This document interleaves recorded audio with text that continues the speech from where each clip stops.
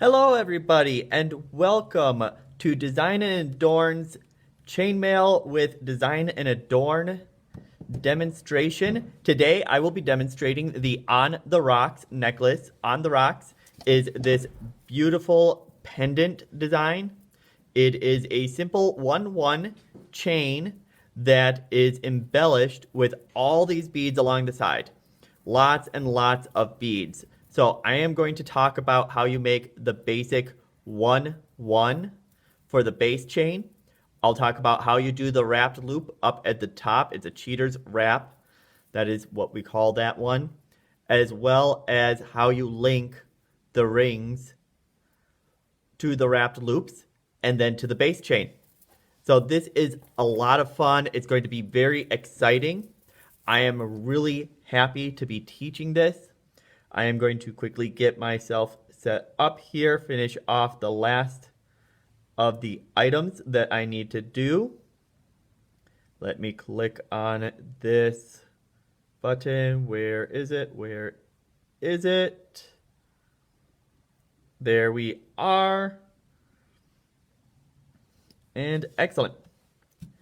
Everything is ready to go. So the first thing I want to talk about here is I want to talk about the tools. This technique uses multiple tools, several tools that we have used before, our usual chainmail pliers, as well as some that we have not used before, bail making or a round nose plier.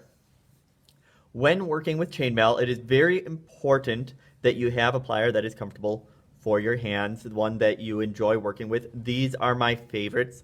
These are the German 2K pliers. I love them. I usually use a combination of a flat nose and a bent nose, though it does not make a big difference which ones you use. You could use two flat nose, you can use two bent nose, and I find myself using combinations of them all the time. The main way that you know whether you are using a bent nose versus a chain nose, notice how they both come to how it comes to a point just like a regular chain nose, is this big bend in it. And when we're opening and closing jump rings, we always want to work in that big bend. You notice how much contact it gives us with the ring.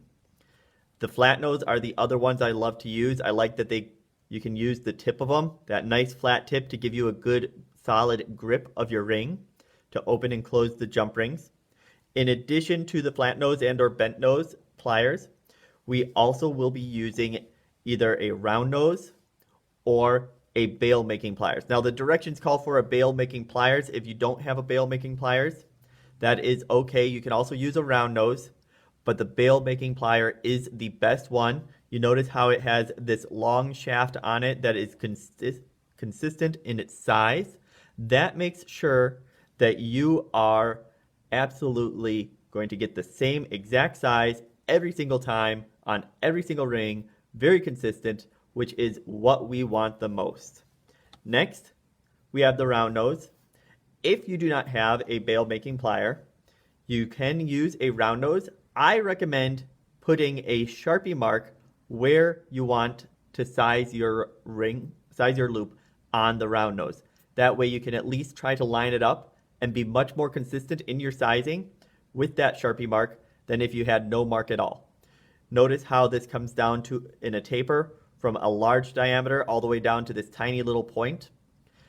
If you slide too far down the point, you're going to end up making a loop that is too tight, and you won't be able to fit it onto the jump ring. You can see when you put them side by side that the jump ring is just a little bit thicker than that round nose plier. That is why I recommend the bail making plier. It is much more consistent, a lot better for working with. So, in addition to that, I always have my handy dandy sharp pointed tweezers that I will use for pointing at things. Sometimes I'll use them to stab into a pattern. This pattern doesn't really require them at all, so they'll just be sitting here on the side, not doing very much today. As always, I like to start out by going over how you open and close jump rings. Opening and closing jump rings is the key aspect of this. We will be starting out by making a 1-1 chain. So to do that, we will be linking one ring to one ring. And oh my gosh, when I pulled my rings out, I had these three that were already linked together. That is awesome. That saves me so much time. Not really saves me that much time, but it is still great. So I will use those to demonstrate how you close rings. And I will use these three unopened rings. Notice I've already opened my other ones. In this pattern, you open all except one jump ring to start out with. So we go ahead, we grab both sides of the jump ring, hold on to it. I gotta make sure that I am in an area where I don't have anything in the background so you can see. We take it and we just hold one hand steady. I am going to hold the flat nose steady and twist with the other hand. I always like to open it in the same direction that it's already being opened in, and you don't have to open it that far. If you are a very mathematical person like I am, I usually like to open it 30 to 45 degrees or about that big. So if you open it more than that, you could end up having it way too much open. It is no fun when you have it too wide. And then look at that. I opened this one 90 degrees, a little bit more than 90 degrees, and it is going to be really wide. It does not need to be that far open. You're much more likely to make an oopsie when you go to close it. I have to be very patient and careful that I don't accidentally tweak it in a funny direction. And I just close it back down, and now it's about 30 degrees open. So, opening pliers or opening jump rings, that is the easy part. You just grab it on either side of this cut. The cut is a leftover byproduct of how they're manufactured. I'll probably talk about that in another video. And then you twist with one hand, holding the other hand steady. Again, I like to hold my flat nose steady, twist with the other hand, and boom. There we go. A bunch of open jump rings. Now I'm going to talk quickly about closing jump rings. I'm going to use my little demo jump ring here. So after you have an open jump ring, you need to get that jump ring closed. To close the jump ring, I do the exact same thing, except in the reverse.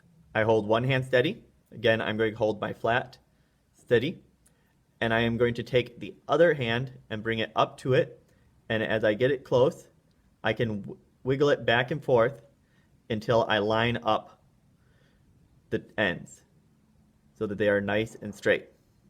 Now, if when you are closing, you go ahead and close, and it feels like you're hitting something, going whack, whack, whack. What's going on? What's going on? I can't get it to move past. What's happening is you are actually hitting the other end of the jump ring. You can see I've done this a little bit exaggerated here, but you can see where one end of the jump ring is overlapping the other end of the jump ring. To correct this, I just back it off and bring it in nice and flush. The other thing that happens to people is they go ahead and they go and line them up, and look at, they've got this big old gap here. Of course, this is again exaggerated. So they want to go ahead and squeeze them together.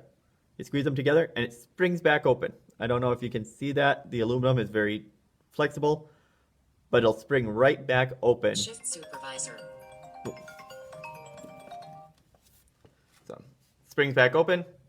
So you cannot get it to close that way. There is no amount of force that you can exert to close it that direction. Instead, what you have to do is before you even try to squeeze it, just reopen a little bit. You don't have to reopen it very far, and you just wiggle it back and forth, wiggle it back and forth. Once you've done that, you get everything all nice and lined up. You can feel that friction, and if you're doing things well, sometimes you'll even hear it pop. So, with these three rings that are already linked together, I'm going to demonstrate how you close a jump ring. When I find ones that are linked together and I'm going to use them as they are, I usually start out with the middle ring. That way the other rings don't just fall off and get into trouble with other pieces.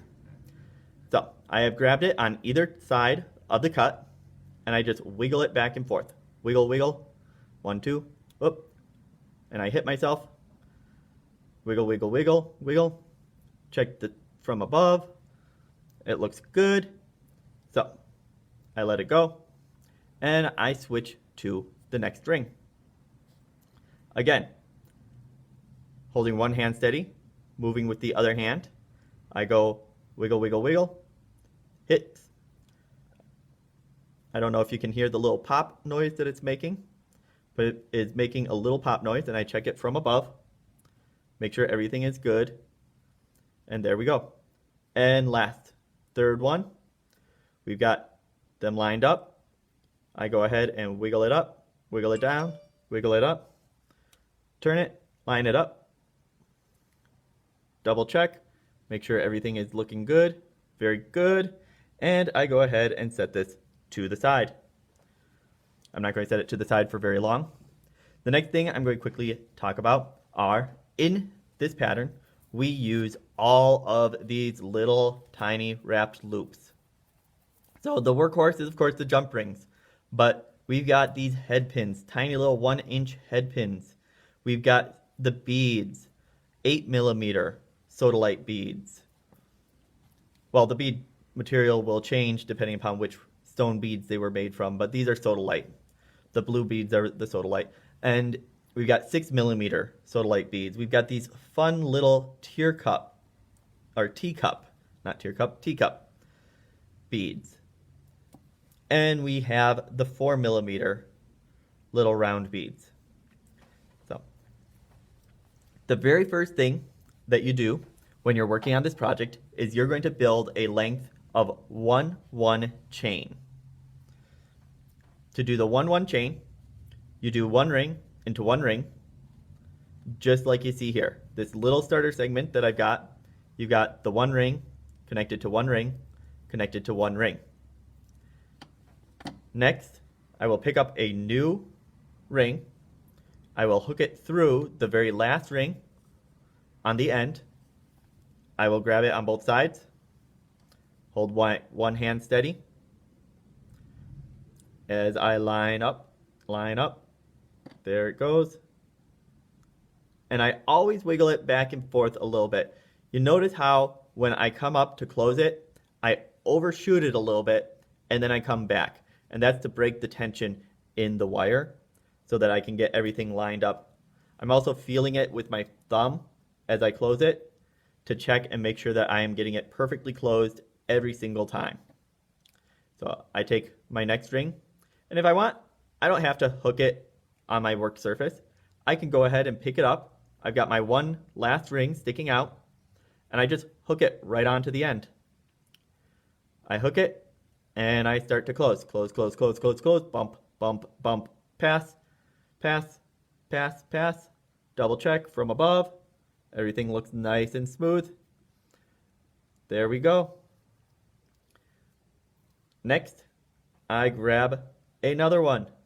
We just keep on doing this until we have 12 rings total. Now, I'm not going to make an actual sample here. I'm going to stop with this ring because we are going to move on with our demonstration. So 1, 2, 3, 4, 5, 6. This is ring number 6. I'm going to take it. I've already hooked my rings onto it. I grab it on both sides. As I come up, up, up, up, up, I feel that friction, feel it pass. 1, 2, 1, 2. There it is, bump, bump. Let it down, and there we go. We have our little starter segment.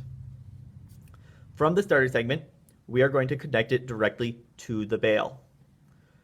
To do that, we just take one more open ring. We hook on the starter segment, and we hook on the bail. So now I've got both the bail and that little chain of 6 rings. I grab it on both sides. Sometimes I need to adjust. And I come up, up, up, up, up, up, up, bump, bump. Make sure that I am doing this where the camera can easily see it as I pass the 2. And boom, they are linked together. Everything is good. So Before we move to the next step, which is putting the stone beads onto the rings, we have to put the beads onto the wires. So these are head pins. Head pins are basically a wire with some sort of surface at the end that prevents beads from sliding off. So when you put on a bead onto a head pin, it doesn't pass over whatever object. In this case, it's a little ball at the end, but sometimes it's just a flattened piece. Sometimes it is a shape. I've seen ones that have like a loop on the end. Those are called eye pins if they have a loop where you can pass it through. But ultimately, you're just putting a bead on it so that it doesn't slide off. Now, in this pattern, the way we've set it up is that on each pin, you will attach... Ooh, did it just go away? Let's double check.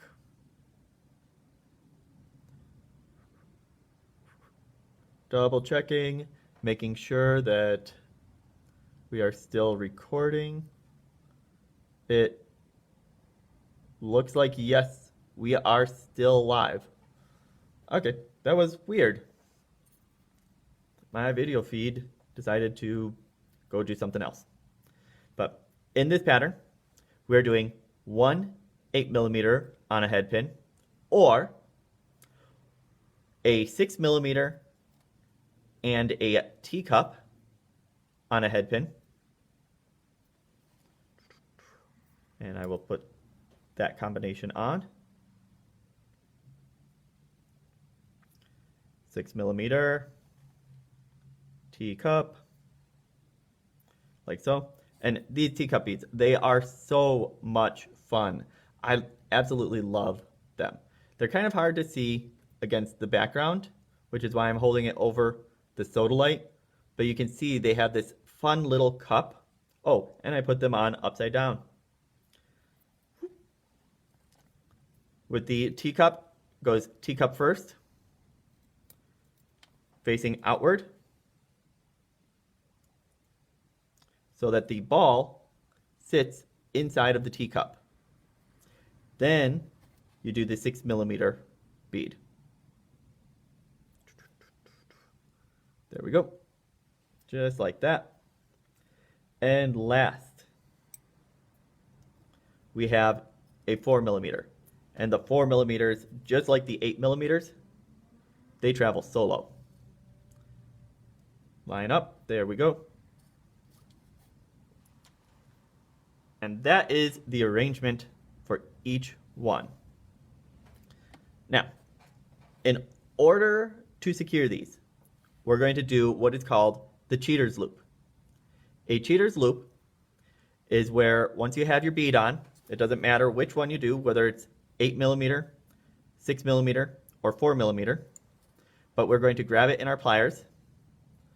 We're going to go around the smaller side of the plier, and you're grabbing just the tip, the very tip top of the wire.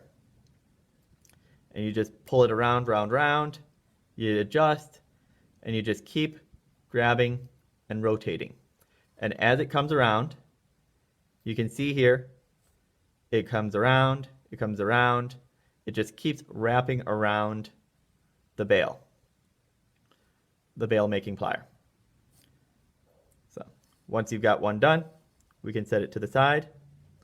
You can see that cheater's loop. The reason it's called a cheater's loop is it's much simpler than your wrapped loop, but it's much more secure than doing just the basic loop. The basic loop, of course, would be if you stopped after the first time going around and cut the wire off so that you didn't have any overlap. That is the basic loop. So I'm going to do a couple of these 8mm beads. Slide one on.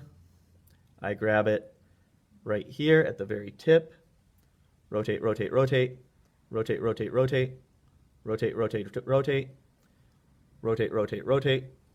It keeps going, keeps going, keeps going, keeps going. You can see the two wires until I get all the way down to the end. Whoop. And there we go. Number 2.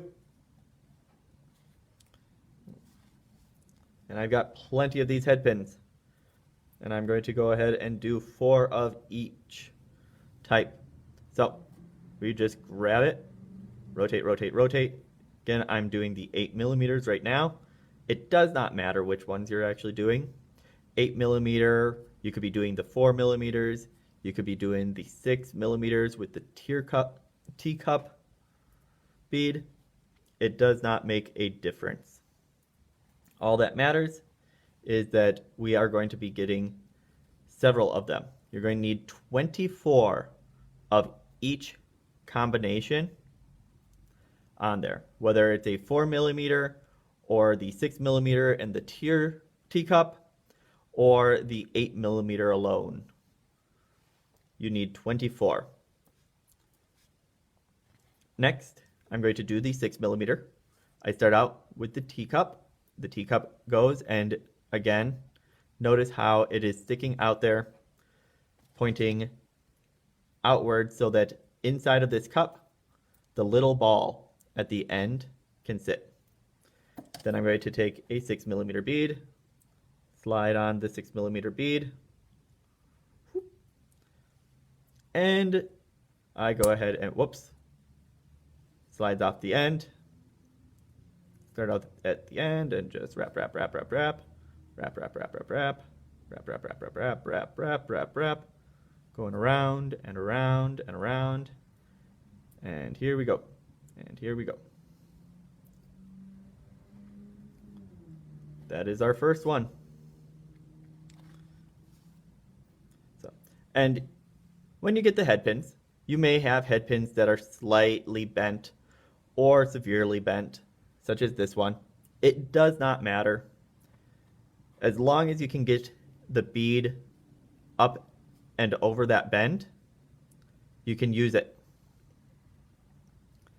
So, like this one, it stops at the bend. So I just take it, I bend it upwards a little bit so that the bead slides down, and then I go ahead and grab it right at the tip. Stop trying to run away from me. Whoops. Okay. If that's the way you're going to be, I'll go ahead and start it going the opposite direction as the bend. Like I said, it doesn't matter that it has a bend in it because you're going to end up swallowing that bend up as you wrap it around and around and around and around. And there we go. That's number 2 of the 6 millimeter. Number 3 of the 6 millimeter coming in. We got our teacup. We've got our 6 millimeter bead. Again, this is another one that has one of those big bends in it. This one, the bead just slides right on over. I grab it at the end, always making sure that I am rotating around the smaller diameter. This is a 1.5 millimeter bail making plier that I'm going around, and there we go. And if I'm feeling really lazy, I'll just let the bail making plier hang on to the other bead. It doesn't hurt anything.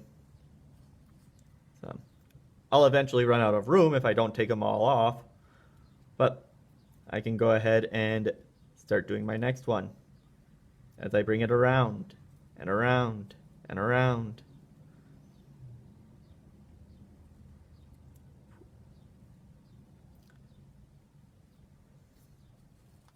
Move that out.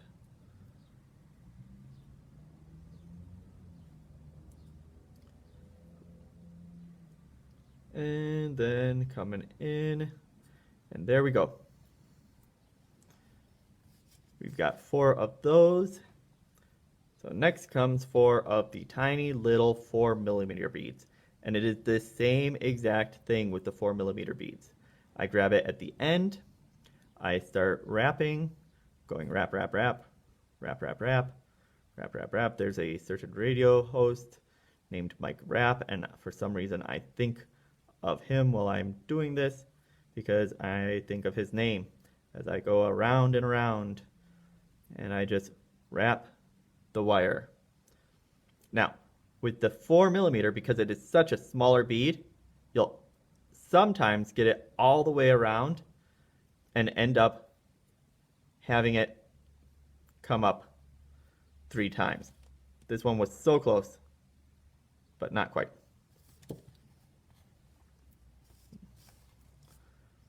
So we do this again.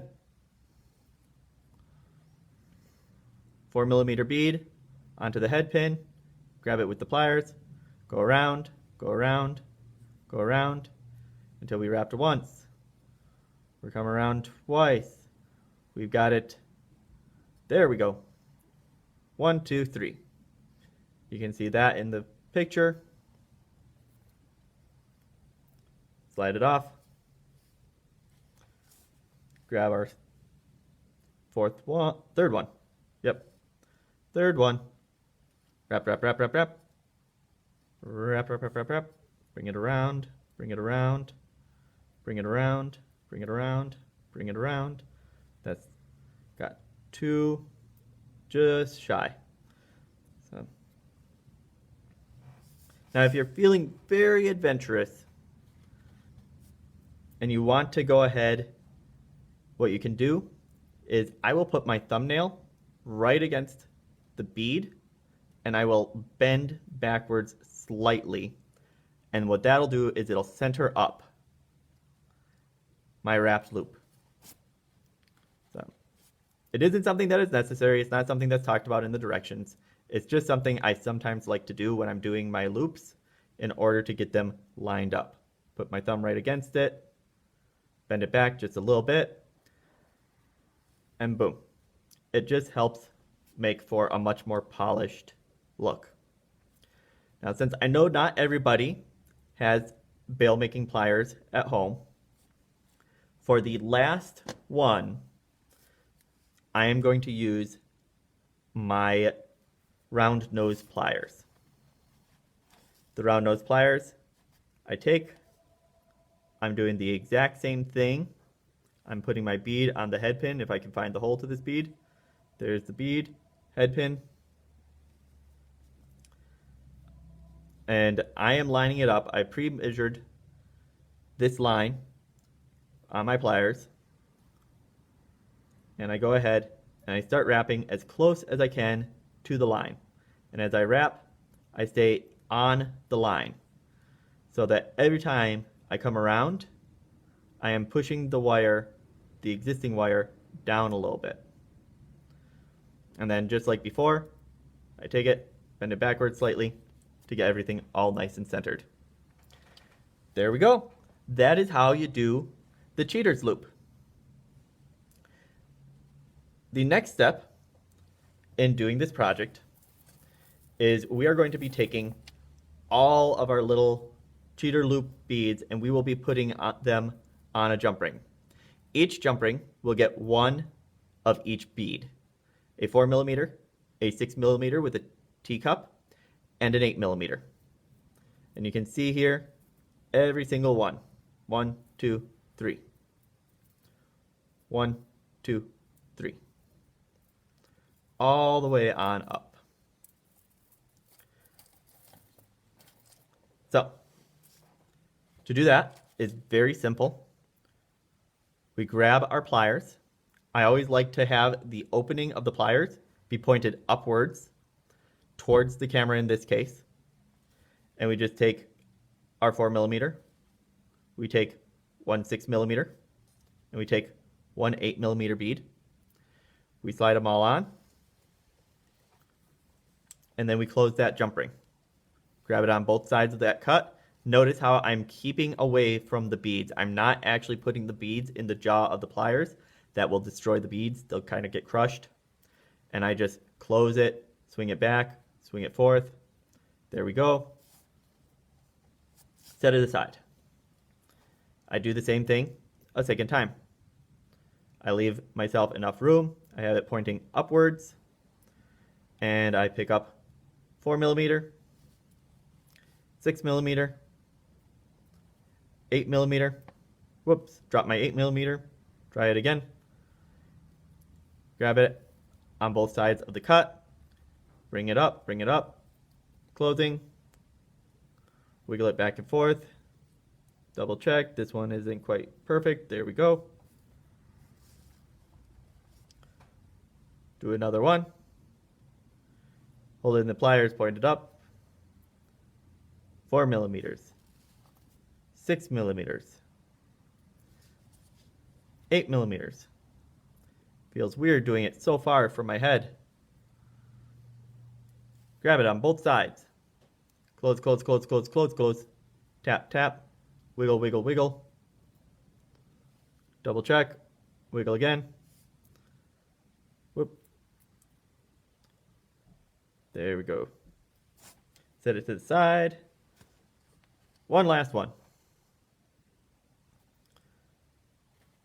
With my last one, I go 4 millimeter, 6 millimeter, 8 millimeter. Technically, the order doesn't really matter. It's not like there is a hard written in stone, it must always be done 4, 6, 8. You could do it 6, 4, 8. You could do it 8, 4, 6. You could do it 8, 6, 4. It really does not make a difference. All that matters is that you get all 3 types on it. Wiggle it closed, set it down. So the final step in the process of this project is we are going to be adding our links with beads to our main chain. And every single link on the main chain that gets a link with beads added to it will get 2 links with beads. Not 1, but 2. So we start out by skipping the first link up at the bail, but we're going to work from the bail end all the way down. So we will attach it, not here, but here, which was our very last ring in the main chain. Now, to do this, I always like to start out with my open jump ring, same as before. You notice how I've got it pointed upwards. I hook the rings with beads on it. That's the heavier of the 2. Well, for now, this will get to be a lot heavier. And I go through the second ring from the bail. So skip the first one, the one that connected to the bail. Go through the next ring.